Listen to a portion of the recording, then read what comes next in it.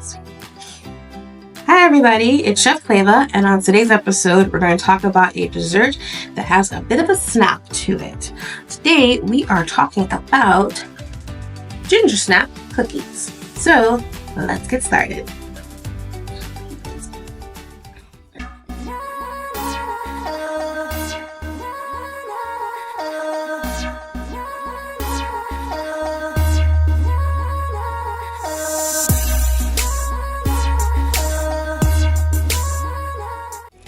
Alright everybody, it's time to get your pen and paper and your photographic memory together because these are the ingredients for your Gingersnap cookies. For your Gingersnap cookies, you're going to need 170 grams of unsalted butter, 225 grams of granulated sugar, 225 grams of all-purpose flour, 9 grams of baking soda, 1 gram of salt, 4 grams of ground ginger, 3 grams of ground cinnamon, 1 gram of ground cloves, 50 grams of eggs, and 85 grams of molasses. Gingersnaps originated in Europe and were brought to America by German, Dutch, and English settlers. Written records indicate that the German monks invented them in 1296. So the name Gingersnap actually comes from the German or Middle Dutch word snappen, which means to seize quickly.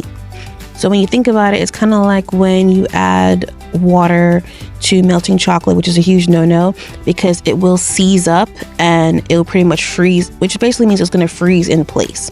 So it's not going to slide. It's not going to be like a nice flexible thing. It's basically going to snap when you crack it open. When it comes to a Gingersnap's texture, you're looking for a crunchy or brittle style cookie. That's pretty much how they got their name because of that snap, as I mentioned before, from where the name came from. So some of them now these days have more of a chewy texture, but the original recipe and the original cookie will definitely have more of a crunchy snap kind of texture, but no crackle and pop.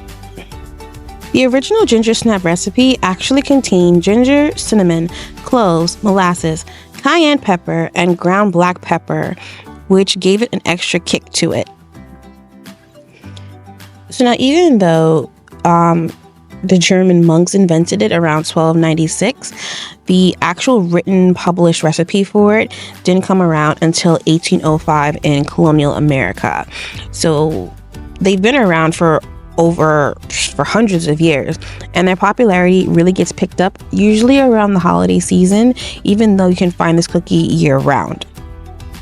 So now, funny enough, when I look into the history of ginger itself, ginger apparently has been around for more than 5,000 years, and its native home has been kind of like debated because there's always a debate when it comes to history type things, because this one says, oh no, it's me. This one says, no, it's me. So it kind of is tricky to trace it all the way back to its origin because, documents get lost, things get lost in translation, that sort of thing. But apparently its medicinal and spiritual uses were first documented in Southeast Asia, India, and China. Let's not forget that once upon a time, spices was like the main financial commodity. And just like any negotiation, your spices kind of determine how valuable they were based on who wanted them and for what, when you really think about it. For example, someone might want so many ounces of ginger, and they're going to say, well, I feel like this ginger is more valuable than, your cinnamon. And it's like a negotiation of back and forth to see who will get the better hand in negotiations wise. And that's kind of how negotiations worked from the beginning of time to even now. But in terms of, bringing it back to the original topic, in terms of ginger snaps, people actually use it for different things other than just simple milk and cookies. I actually read that some people incorporate ginger snap cookies instead of graham crackers when they're making s'mores and when they're making cheesecakes, which sounds pretty delicious when you think about it. Like a cheesecake with a ginger snap crust. That might be something to look into. Alright guys, that is a wrap on our Gingersnap cookies. Please let me know how yours turned out in the comments. Don't forget to like, comment, subscribe, share, ring that little bell so that way you are notified when the next episode is up and running. I'm Chef Cleva, and remember, everyone's a little curious. Bye!